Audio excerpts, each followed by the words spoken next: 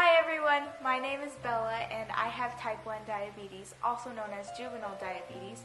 I decided to make this video to explain to you what diabetes is and how it affects my life. Type 1 diabetes is an autoimmune disease that destroys insulin-producing cells in the pancreas. Insulin is a hormone needed to convert sugars, starches, and other foods into energy. I still remember the day when Bella was diagnosed with type 1 juvenile diabetes. It was January 22nd, 2009. She was only 5 years old, and at the time she was very active and healthy. She was involved in gymnastics as well as dance, and just was a happy little girl. There were just a few things that seemed a little off to me, and that's how we discovered she had type 1 diabetes. She started to lose a lot of weight. She was also drinking so much water, and she just was always thirsty, always asking for water. And again, I wasn't that concerned about it because I was just thinking, well, hey, at least she's not drinking pop and juice. At least water's good for you, right? So I wasn't too concerned about it. But then when she started drinking more and more and more water, and it got to the point of she was drinking a gallon or more of water a day. And that's when I started thinking, something is up, something is not quite right here. So I Googled, why is my child so thirsty? And it was at that moment that everything popped up. Type 1 diabetes, juvenile diabetes, T1D. And I just kept thinking, what in the heck is this? I hadn't even really heard of that before. And how could my child have this? So I continued reading the symptoms, and it was Bella. Symptoms of type 1 diabetes: drinking lots of water, losing weight, being sleepy, and frequent urination. That morning I got up and I got ready for school. When I came out to the kitchen, my mom told me that I was going to go to the doctor's, but she also told me that it was going to be a fun girls' day, which meant that we were going to go shopping and out to lunch after my appointment. I didn't really know why we were going to the doctor, but I just knew that it was because I was so thirsty all the time. When we got to the doctor's, they did a quick blood test and my blood was really high. It was 480, and the average blood sugar is about 70 to 150. They told my mom that I was lucky that I wasn't in a coma, and then they sent us to Children's Hospital or the Barbara Davis Center, and that is where we learned what this was and how to manage it. The cause of type 1 diabetes is unknown. An average of 40 children a day are diagnosed with this disease. There is no cure for type 1 diabetes. When we arrived at the Barbara Davis Center that afternoon, I remember feeling completely shocked and numb.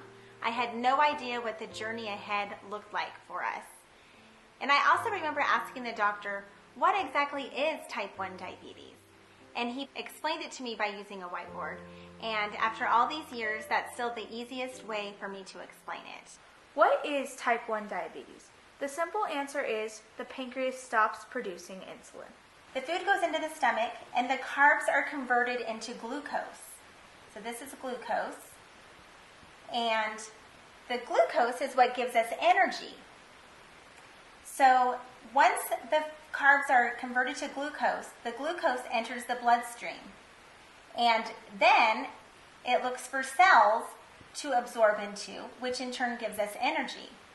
However, in order for the glucose to go inside the cells need to be open. And that is when the insulin comes in hand. This is a pancreas, and a pancreas will create insulin. And the insulin is basically a key to open up all of these cells. It opens up the doors to your cells so that the glucose has a place to go. So the glucose goes into all of the cells, and that's how you get energy. When someone has type 1 diabetes, the pancreas does not create this insulin that it needs. That is why people with type 1 diabetes have to have insulin shots. So once they give themselves an injection, then the insulin works just the same, and little keys that open up all the cells, and so that the glucose can go into the cells and give us energy. That day was so overwhelming for me. Just hearing the news about this disease that I had never heard of, and then the doctor coming in and handing me an orange and a syringe and telling me that I needed to practice giving the orange injections, because in a few hours when we got to bring Bella home that evening, I would have to start giving her shots, and I would have to give her a shot every time she ate anything. If only it was as easy as just giving yourself a quick shot. Unfortunately, it is much more complicated than that. You must figure out how many carbs you are going to eat so you can determine how much insulin to dose. For example, once you eat food and it goes into the stomach, the carbs turn to glucose. Your body is smart, and your pancreas knows exactly how much insulin it needs to cover the glucose that it has made. So the insulin comes in, it opens up all these cells, and there's the perfect amount of cells that are open for the amount of glucose that you just ate. So it's perfect. You don't even have to think about it. However, if you have type 1 diabetes, your pancreas does not make insulin. So that's where the injections come into hand. So when a type 1 diabetic eats something, they need to determine how many carbs so they know how much insulin to dose to cover it. If they dose too much insulin, then there's going to be too many cells that are open. Too many cells that are open and not enough glucose to fill those cells. And in turn, the person would feel shaky, irritable, just feeling sick. And so that's when they have to drink apple juice or eat candy to hurry and get sugar into their system so they can fill all these cells that have been opened with the insulin. Also, if they don't dose enough, then it's the opposite. The glucose, the sugar stays in the blood, and there's not enough cells for it to absorb into, creating high blood sugar. Okay. I remember my parents telling me that before every meal I would now have to have a shot. I was really scared at first, but once I got the hang of it, it became easier and easier. This is what I used to do before I ate a meal or a snack. I would first put this test strip in the meter. Then I would take my lancet and poke my arm. Most people prefer their fingertips, but I like to do my arm better. Then I would just poke a little bit and get a little bit of blood, and the test strip would just get the blood and calculate my blood, and my blood is 206. Then I would look at my chart to calculate or to see how much insulin to dose. So I'm eating a snack and I need to dose 5 units. Then I will take my shot and my needle and put the needle on the shot and then dial up to 5 units. Then I would just take off the cover and I am ready to do my shot. When I was really young, my mom used to have to go to all the birthday parties and school field trips with me. Luckily, I had a great school nurse who was always there to help me. This is Miss Annie. She is the school nurse, and she took care of me from kindergarten to 8th grade. What is the most important part in taking care of a diabetic? I would say regular testing, making sure you're counting your carbs properly, and then also it's really important to factor in the level of exercise that a student is engaging in for that day, because it affects how their numbers run. So I would say those things are the most important, and she was the perfect little patient. This is where I would come at least 3 times a day. I would come more times if I felt that my blood sugar was low or high, and all my stuff would be laid out for me to do my thing. And I had a bin under here with all my snacks and extra test strips and needles for my shots. And yeah. After 4 years of my mom doing all my shots for me, I decided to try to do them myself. This way I could go places and take care of myself. And she's getting ready to do something very exciting. She has her shot in her hand, and she's going to try to give herself her own shot. I forgot how many seconds. Okay, I'll count with you, okay? So I push it in, and then... And then you push the button. Yeah, and And then you say 1, 2, 3, and then you pull it out, okay? Okay, ready? 1.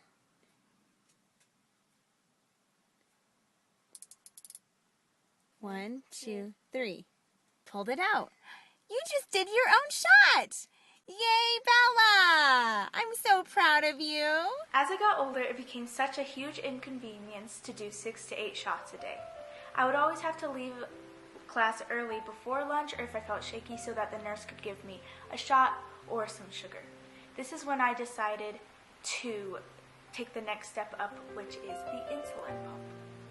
Insulin pumps are great because they eliminate the need for multiple daily shots. This is what my pump looks like. It is a T-Slim pump. It has a tube that connects to a site that is on my stomach. It has a small removable cartridge that holds my insulin. This is what it looks like. When you go to remove the cartridge, you just take a coin and pop the cartridge out. When you go to put the insulin in the cartridge, you fill the syringe up with insulin and you put it in the little white hole. Then you just slide it back in and you have changed your cartridge. This is much more convenient than shots because I can just enter my blood sugar by clicking on the bolus button, and right here it tells me my blood and I'm 141. So I just go to the bolus button and I put 141, and then it asks me if I want a correction, and then I have a correction. And it also calculates the carbs. So there's the 12 carbs that I just ate, and now it tells me that I need 3.29 units. Then I just hit next, yes, and deliver, and it delivers it for me. This is my CGM. It stands for Continuous Glucose Monitor, and I like to wear it on the back of my arm so it's out of the way. It uses a small sensor that is just beneath my skin and monitors my glucose levels. This is great because it uses Bluetooth technology and monitors my blood throughout the day. It then syncs to my pump and gives me my reading. It updates every 5 minutes up to 288 times a day. It shows up on this little graph right here, and it tells me my exact blood sugar right there, and it gives me an arrow whether I'm going up really fast or down really fast or I'm just straight. What I wish people knew about type 1 diabetes is that it's not the same as type 2 diabetes. I did not get this from eating too much sugar or having a bad diet. My pancreas just stopped working. There's nothing I could have done to prevent this. Type 1 diabetes has become so widespread in children that more and more companies are talking about it. Even the American Girl company has made a line of diabetes supplies to go along with their popular dolls.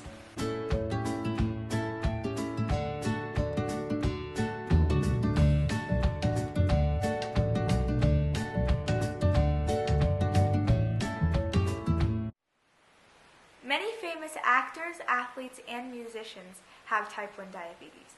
Miss America spread type 1 diabetes awareness when she wore her insulin pump while walking down the runway in 2014.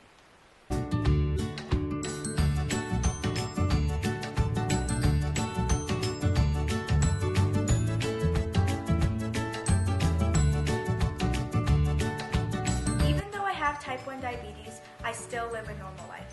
I can do anything that everybody else does. Type 1 diabetes does not hold me back from anything.